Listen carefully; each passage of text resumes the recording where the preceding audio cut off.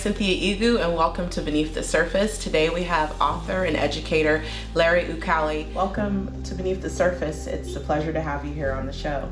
Thank you very much, and I'm so happy that you're here, and I'm happy that the team is here. When you hear the word Beneath the Surface, what comes to your mind?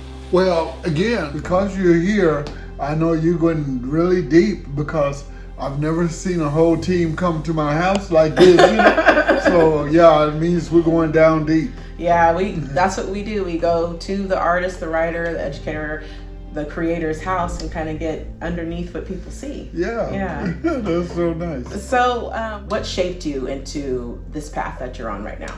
Well, you know, again, going back to meeting my first wife, Chiwe Amechi Johnson Red, but her last name was Uzoma.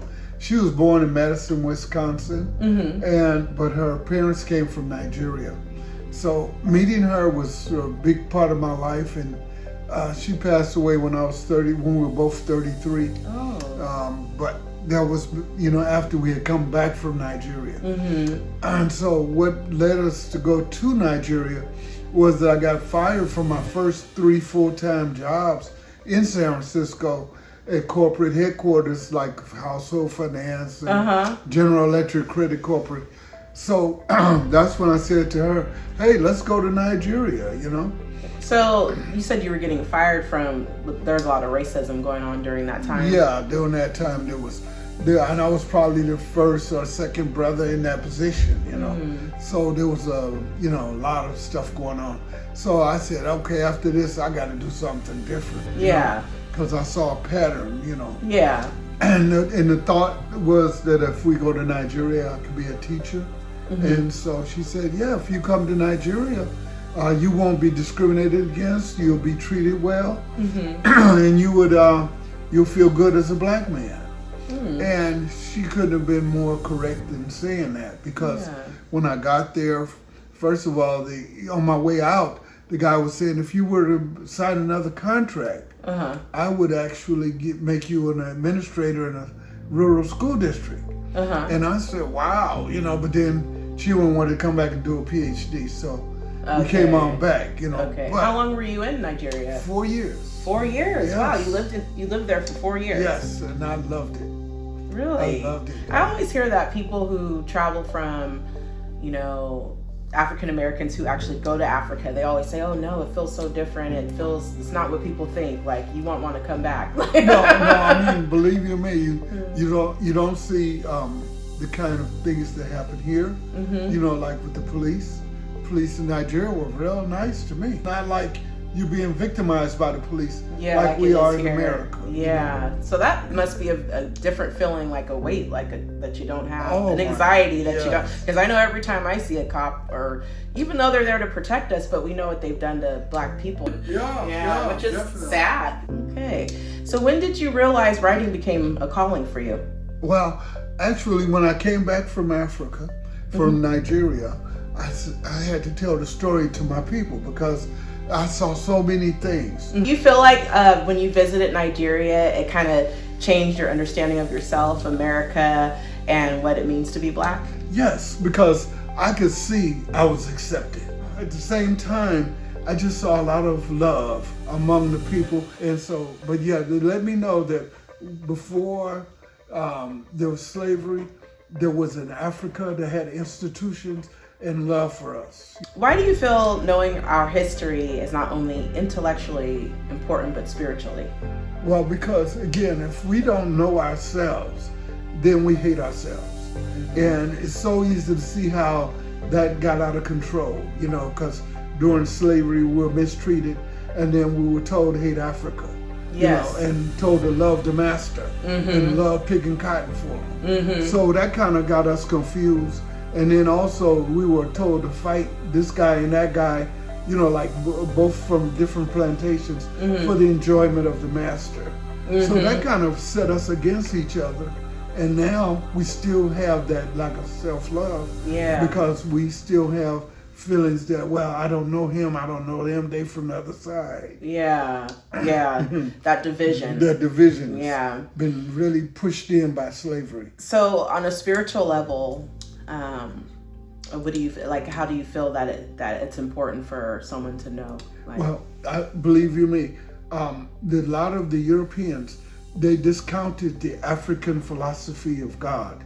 You know, Chinwe tell me, great God in the sky, Chineke. That's the name in Vibo land. You know, they gives to God. So, but here we're thinking, oh, it has to be Jesus and it has to be slavery.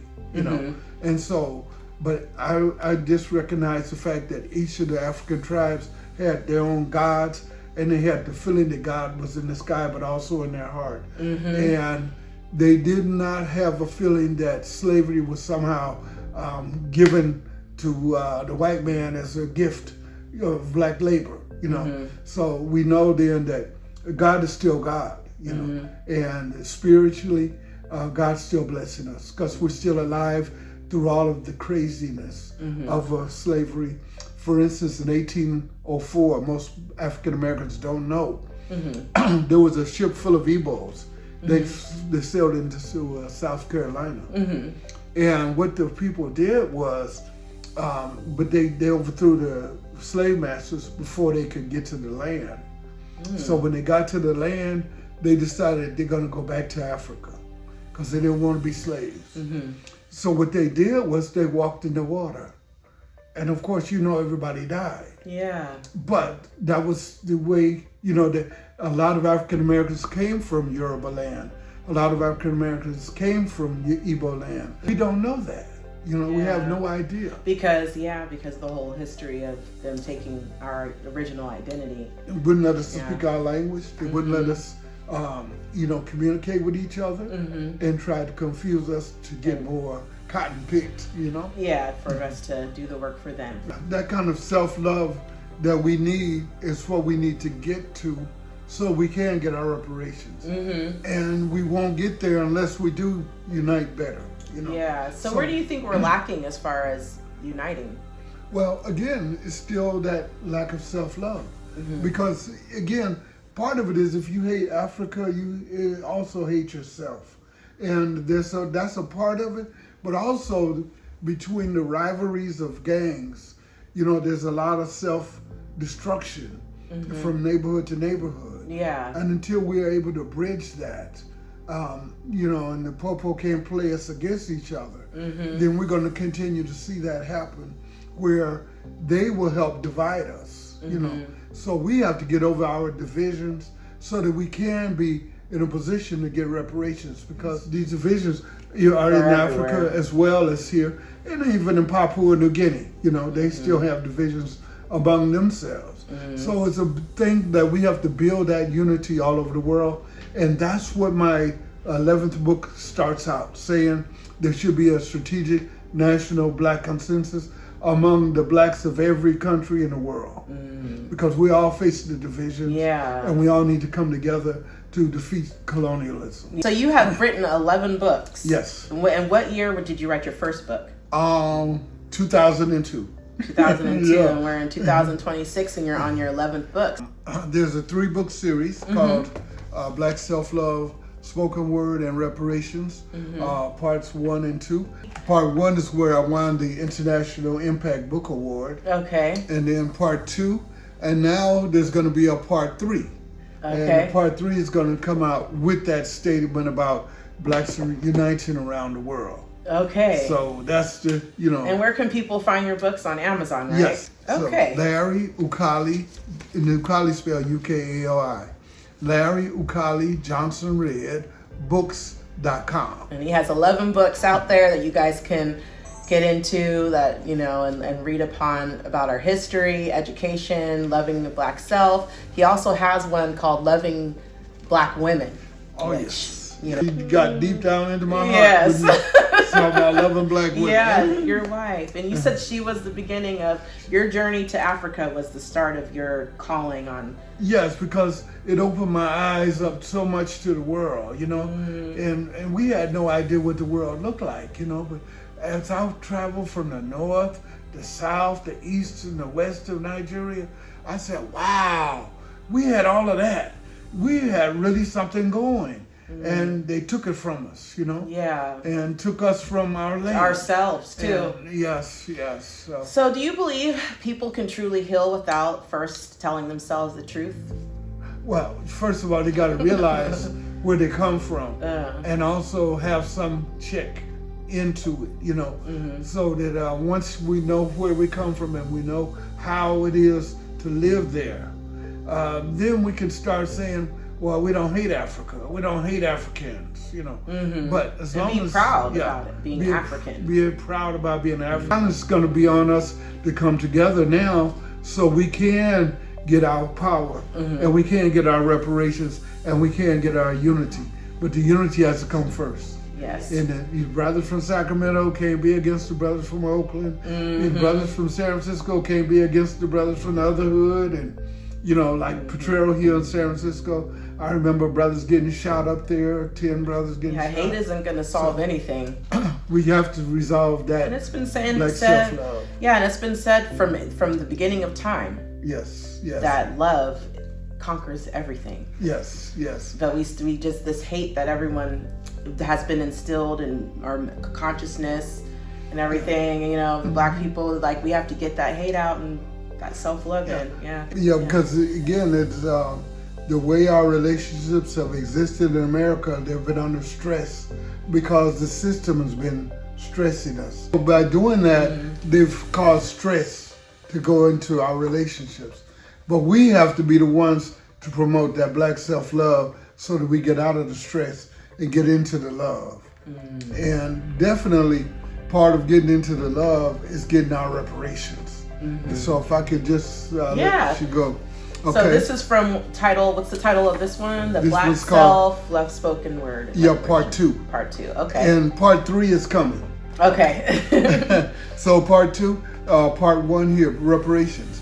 To all those who died from violence, to all those who suffered in silence, to those still living, to those who are dead, to those of us terrorized, to those unafraid, to those of us who sat peacefully in Africa, to those stolen in a village raid, to those of us raped, and to those of us played, to those of us who suffered on the Middle Passage, to our ancestors who worked and were never ever paid, to those captured and treated like a slave, to those of us who died in an unmarked grave, to those who suffered down through the years, to those who suffered and those with fears, to those in jail where the system failed, to those of us African Americans, America impaled, to those of us they shot down, to those of us some lost, some found. To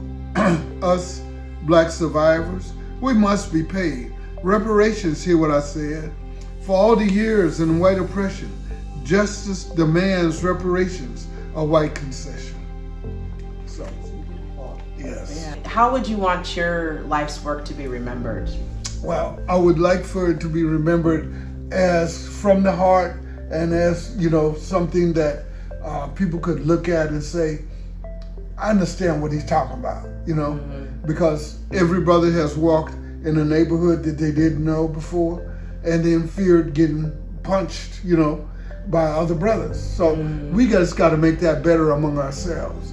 And that's our responsibility, and we got to do it.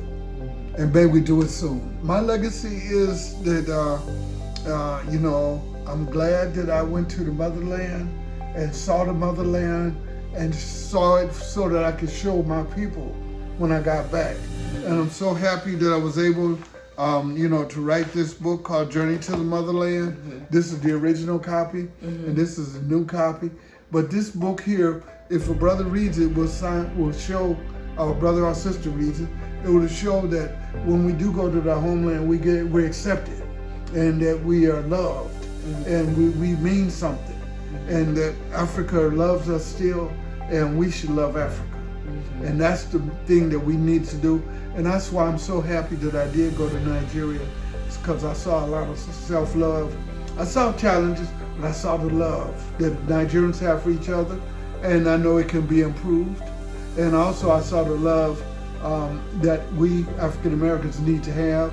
Well, thank you so much, Larry, and for the work that you're doing and the education you're putting out for our community. Yes. To spread healing words and love. Yes. That's your love. You're being a vessel for the Creator. I appreciate that. Amen. And thank you for your time today. Oh, for sure.